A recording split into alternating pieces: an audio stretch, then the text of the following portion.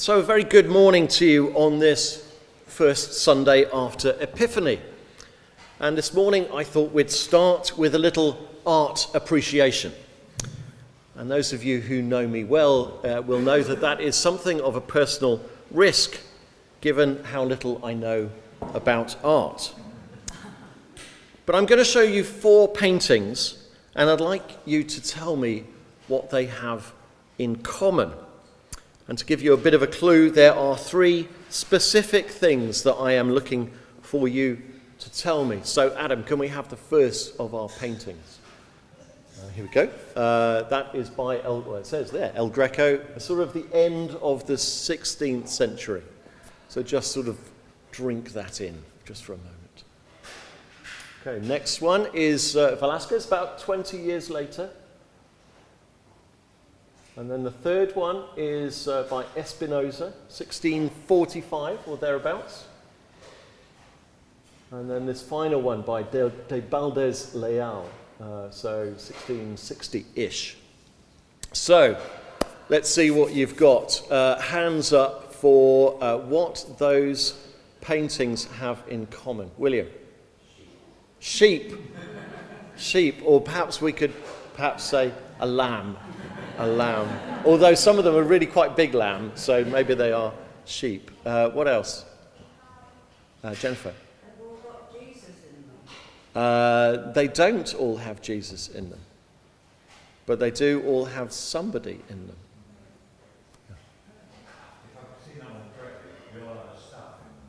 They did all have a staff in them. That wasn't what I was looking for, but that's very good observation. Yes. John, they all have John the Baptist in them. Yes, that's all right. That's all right. There's no penalty for wrong answers here. We're all friends. Right. So we've got 2 of the 3. What's the third thing that they all have in common? And this is less to do with the painting and more to do with the painter. Yes. No, that's not what I'm thinking about. I'm thinking about the painters rather than the painting at this point. Adam, do you want to cycle back through them? Just quickly.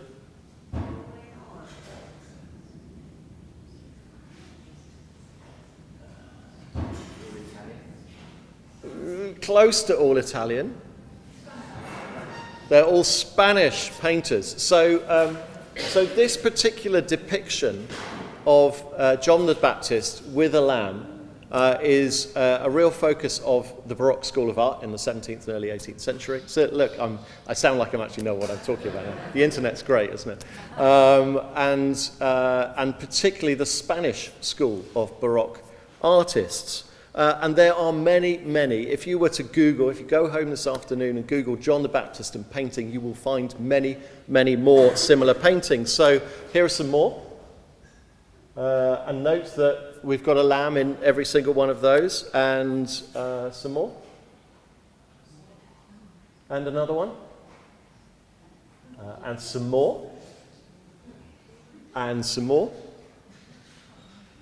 And then finally, this one, which is a very interesting one, which to me looks like John the Baptist a little bit worried about the fact that he shrunk the lamb, having put it into that medieval washing machine. But there we go. I told you I'm no great art expert. Anyway, you get the idea. But I think you'll agree, I mean, the symbolism in those paintings is really very strong. And these artists are seeking to depict John the Baptist as pointing the way. That was one of the other things actually I meant to mention as we went through. Quite often John the Baptist is pointing somewhere or looking up.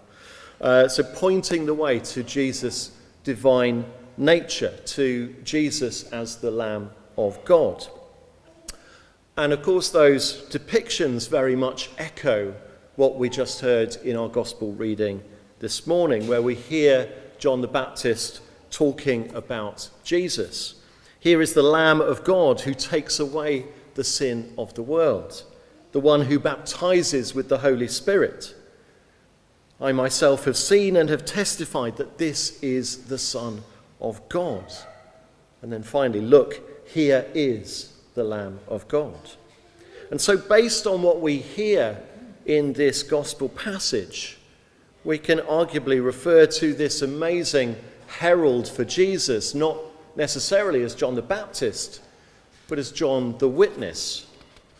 Because what he does most importantly and meaningfully is to point the way to Jesus, to articulate so clearly the divine nature of the Son of God.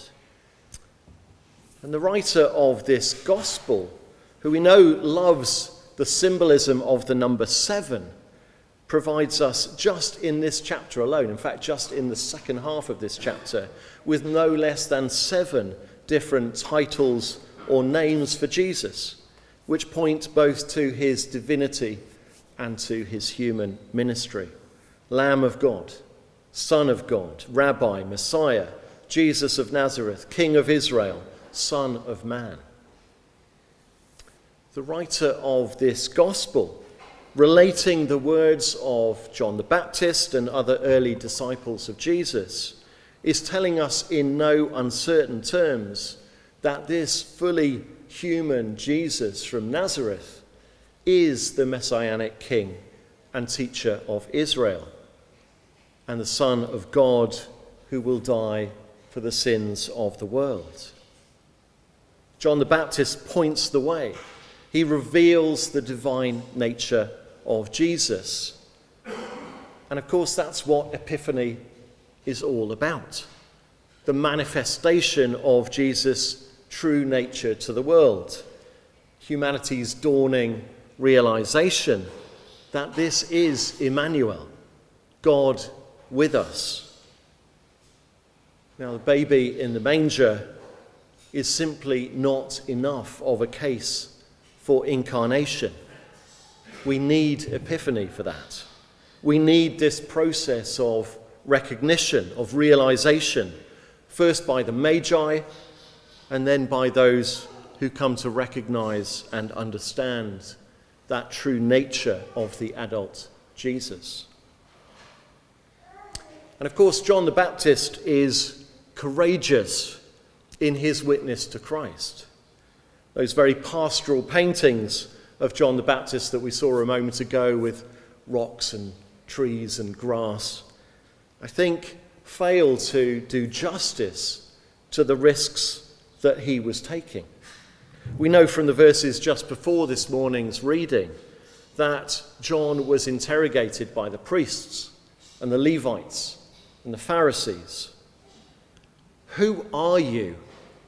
they repeatedly ask. "Who are you?" And of course, John goes out on a limb. He exercises his prophetic voice and declares the nature of the coming Jesus. Last week, Becky spoke to us about the need for us to be confident in who we are in God and what we're called to be and to do. If you remember, we sang, "Be bold, be strong." John the Baptist, John the Witness, if you prefer, exercises that deep sense of courage. He knows his vocation and he fulfills it boldly. Here he is, the Son of God, the one we've all been waiting for. Follow him.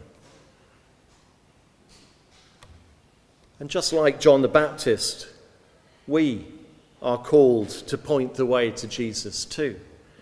We're called to point to the divine.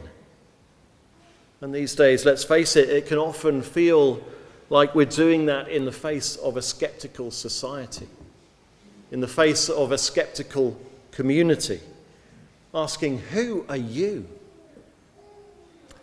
Now, the good news is that our pointing to God and to Jesus doesn't necessarily need to be in words.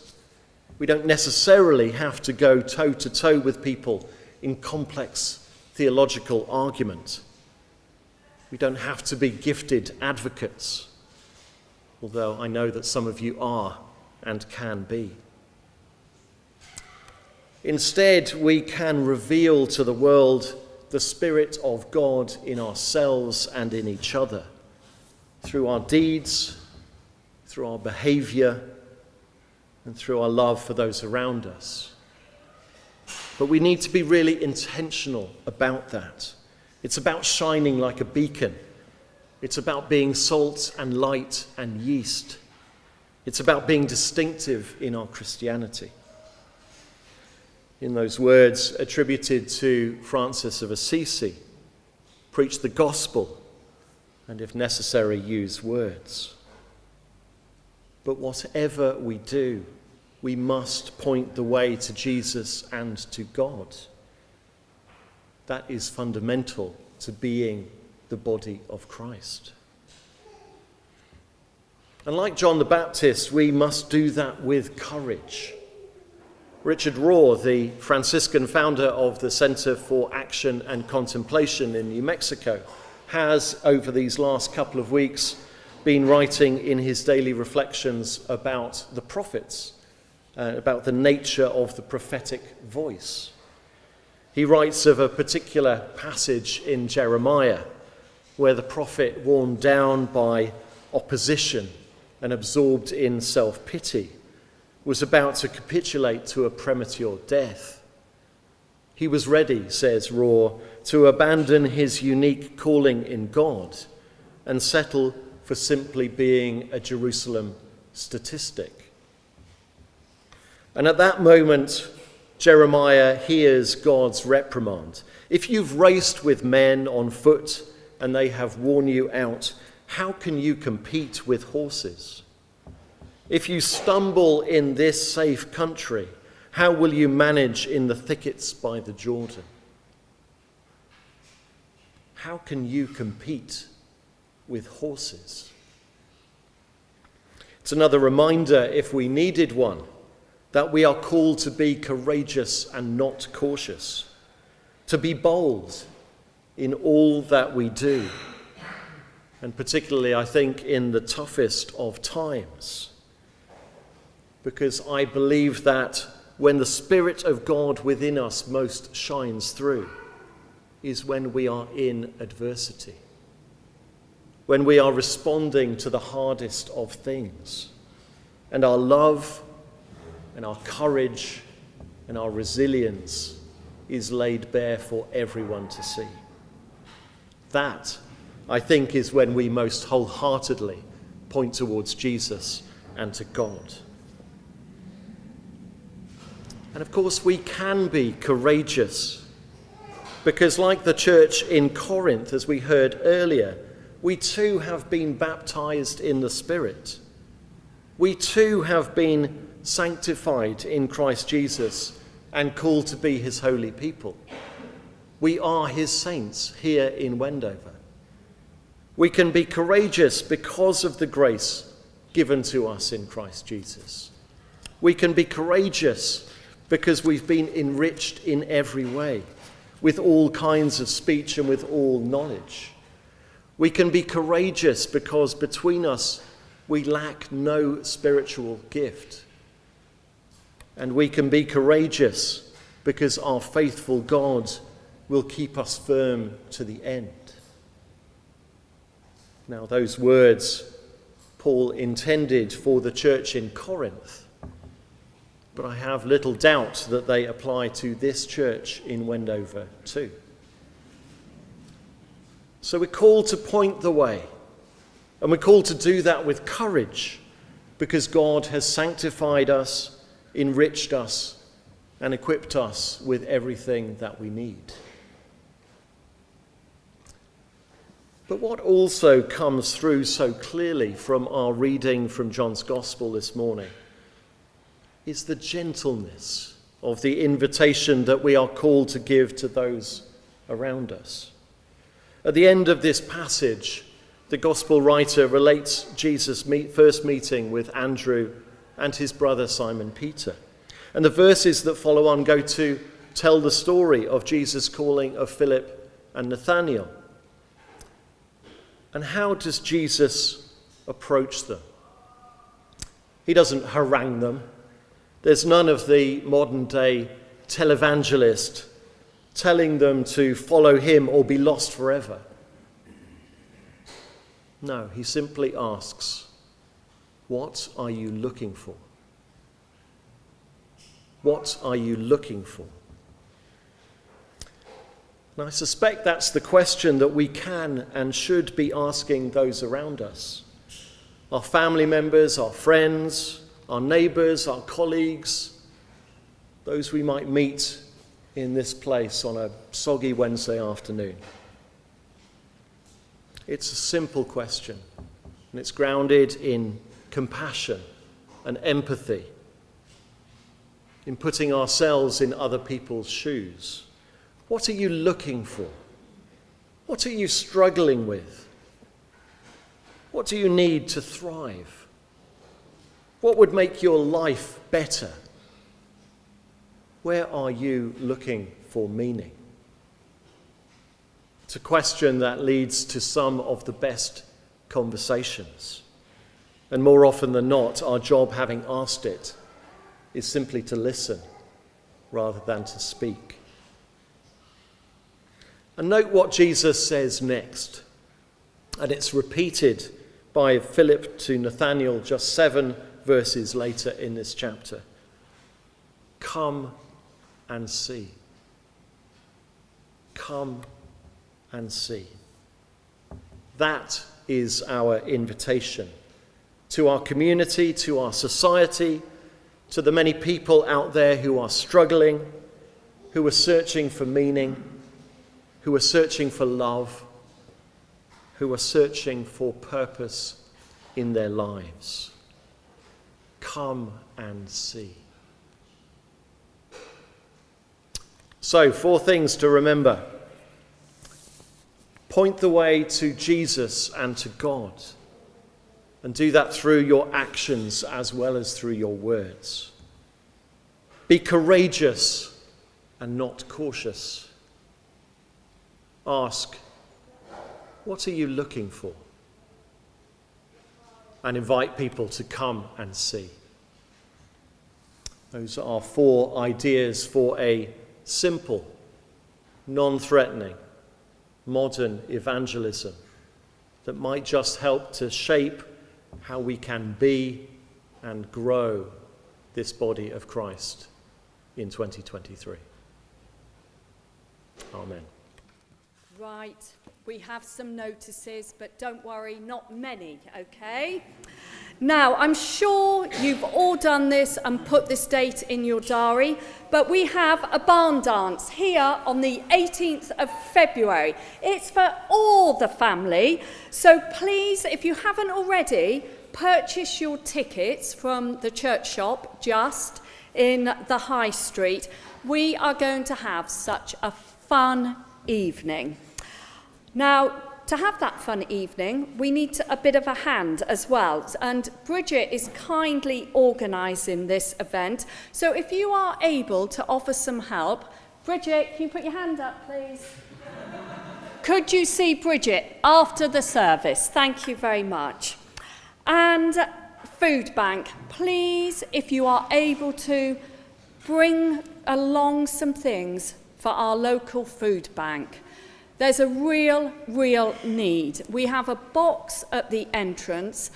They are in particular need of tinned fruit, tinned meat, tinned vegetables, custard and rice. So if you can bring along something, please do put it in the box. And thank you very much. And our next notice is very important. It's Becky's birthday today. So please may we sing Happy Birthday. Thank you. Stand up. Happy birthday to you. Happy birthday to you. Happy birthday, dear Becky. Happy birthday to you.